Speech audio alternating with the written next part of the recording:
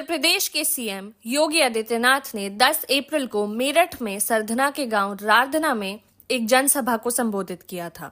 वे क्षत्रिय समाज में मुजफ्फरनगर लोकसभा सीट से प्रत्याशी और केंद्रीय मंत्री डॉक्टर संजीव बालियान के खिलाफ उपजे राजपूत विरोध को शांत करने आए थे।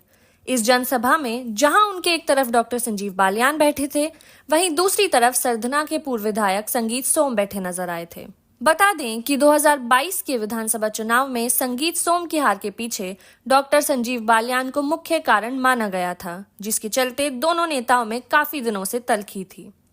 बताया जाता है कि पिछले दिनों प्रधानमंत्री नरेंद्र मोदी की मेरठ में हुई जनसभा के बाद उत्तर प्रदेश के मुख्यमंत्री योगी आदित्यनाथ ने कोशिश की थी कि संगीत सोम और डॉक्टर संजीव बालियान के बीच के विवाद को शांत कर दोनों को एक साथ चुनाव मैदान में जुटा दिया जाए। कहा जाता है कि सीएम योगी डॉक्टर बालियान और संगीत सोम के बीच समझौता कराने के लिए पिछले कई दिनों से लगातार प्रयासरत हैं, मगर दोनों के बीच का विवाद शांत होने के बजाय बढ़ता ही जा रहा है। 10 अप्रैल को मुख्यमंत्री योगी आदित्यनाथ की सरधना में हुई जनसभा से पहले यूपी तक चैनल का एक वीडियो जबरदस्त वायरल हो रहा था, जिसमें यूपी तक के संपादक कुमार अभिषेक ने डॉक्टर संजीव बालियान से जब सीधे सीधे संगीत सोम को लेकर सवाल किया तो संजीव बालियान ने संगीत सोम को विनाश की राजनीति करने वाला नेता कह दिया। संगीत सोम आपके साथ हैं चुनाव में, वो भी आपके प्रचार में है या उन्होंने एक तरीके से खुद को अलग रखा हुआ? वो आप उनसे पूछोगे तो ज्यादा बेहतर रहेगा। इसका नुकसान है कोई?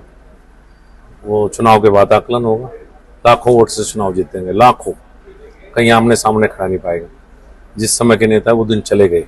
अब विकास की राजनीति, विनाश की राजनीति नहीं। ये विनाश की राजनीति के युग के नेता हैं, हम विकास की राजनीति के युग के मोदी जी के समय के नेता है। दोनों में बड़ा अंतर है साहब, कहीं कोई सामने दिखाई नहीं देगा।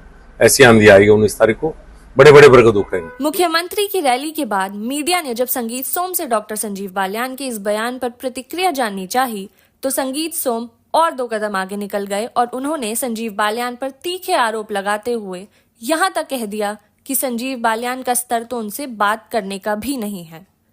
एबीपी न्यूज के वरिष्ठ पत्रकार सनोज शर्मा ने संगीत सोम से वार्ता की। सुनिए संगीत सोम ने क्या कहा। संजीव बालियान से आपका 36 का आंकड़ा, हर जगह यही चर्चा चलती है, क्या है उसके पीछे की वजह? नहीं, मेरा किसी से 36 का आंकड़ा नहीं है। मैं तो अपना काम करता हूँ, मैं विकास की राजनीति करता हूँ, विकास का काम करता हूँ। मैं किसी गुंडे को सहारा नहीं देता हूँ, मैं जातिवादी राजनीति नहीं करता हूँ और मैं अपने लोगों के साथ करता हूँ। संजीव बालियान का ये कहना है कि मैं तो विकास की राजनीति करता हूँ, आपके लिए कह रहे हैं कि वो तो विनाश की राजनीति करते हैं। अब ये तो उनसे पूछना पड़ेगा। गुंडे पालेंगे वो, लोगों के बीच 10 साल नहीं जाएंगे वो, लोगों से बदतमीजी करेंगे वो, लोगों को गाली देंगे वो, सबको रया बताएंगे वो, सबके साथ गुंडागर्दी करेंगे वो, कहेंगे 19 के बाद सबको देख लूंगा वो। तो ये तो उन्हें बताना पड़ेगा ना कि वो कितने विकास की राजनीति कर रहे हैं। हम विकास की राजनीति करते हैं और वो जिस तरीके से कर रहे हैं वो गलत है। हम लोग भारतीय जनता पार्टी के कार्यकर्ता हैं, कार्यकर्ता नहीं। बात करेंगे जिस तरीके से बात कही जा रही है, ठाकुर चौबीसी बीजेपी की जीत की कहानी लिखी है कि मुजफ्फरनगर में कौन जीतेगा। इस बार वही ठाकुर चौबीसी बेहद नाराज है। मुख्यमंत्री भी आए हैं, लेकिन उसके बाद भी देखा युवाओं से बात की हमने, उनका सीधा कहना था कि हम वोट नहीं देंगे संजीव बालियान को। आखिर बात यहाँ तक पहुँच गई कि मुख्यमंत्री के आने के बाद भी नाराजगी दूर नहीं होती। नहीं देखेंगे, मुझे लगता नहीं है। मैं देखूंगा, बात करूंगा, लोगों से बात करेंगे। हमारे लोग हैं, मेरी बात नहीं टालते, मैं बात कर लूंगा उनसे। लेकिन आप भी तो नाराज चल रहे हैं ना? नहीं, मैं बिल्कुल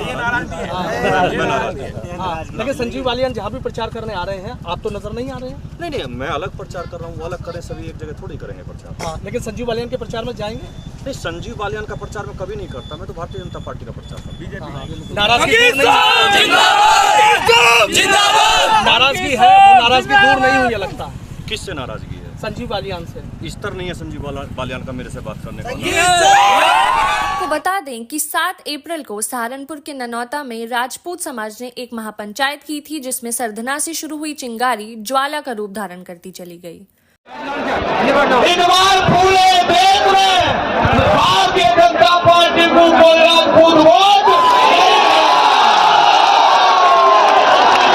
गुजरात से चुनाव लड़ रहे केंद्रीय मंत्री पुरुषोत्तम रुपाला ने इस आग में घी डालने का काम किया, जिससे अब ये लड़ाई क्षत्रिय समाज के स्वाभिमान की लड़ाई बनती जा रही है।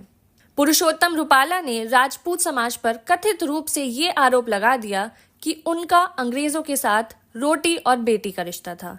इस बात का विरोध करने क्षत्रिय समाज के लोग गुजरात गए तो वहां पुलिस ने उन्हें गिरफ्तार कर लिया और राजपूत समाज के नेता राज शेखावत की पगड़ी भी पुलिस से हाथापाई में गिर गई, जिसे राजपूत समाज के लोग अपने स्वाभिमान से जोड़कर देख रहे हैं। बता दें कि मुख्यमंत्री योगी आदित्यनाथ 14 अप्रैल को चरथावल क्षेत्र में आकर फिर राजपूत समाज की नाराजगी को दूर करने का प्रयास करेंगे।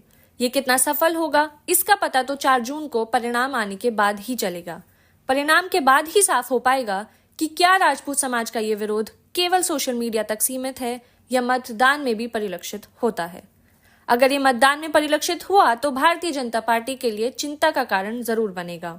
साथ ही संजीव बालियान और संगीत सोम के बीच की तकरार भी धीरे धीरे और तीखी होती जा रही है, जो निश्चित रूप से भारतीय जनता पार्टी के लिए शुभ संकेत नहीं है।